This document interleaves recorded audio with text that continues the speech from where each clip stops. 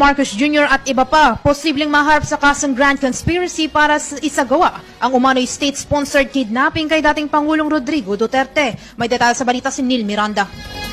Posibleng maharap sa kaso si Pangulong Bongbong Marcos Jr. at iba pang opisyal ng administrasyon sa umano'y grand conspiracy para isagawa ang state-sponsored kidnapping kay former President Rodrigo Roa Duterte. Ayon kay Atty. Raul Lambino, mismong si DILG Secretary John Vic Remulla ang nagsiwalat sa sabuatan para ipatapon sa Dahagi, Netherlands si dating Pangulong Duterte.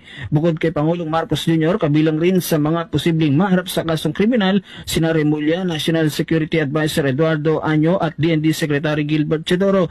Paliwanag ni Lambino, sa pagbubunyag ni Remulla sa isang panayam, tila matagal ng plinano ang pagdukot sa dating Pangulo. Taliwas ito sa naunang pagtanggi ni Pangulong Marcos na tali ang kanilang mga kamay at kailangan nilang makipagtulungan sa Interpol.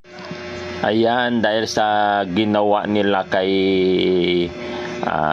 PRRD, ayan, tuloy ang nangyari sa kanila. May mga kaso silang haharapin.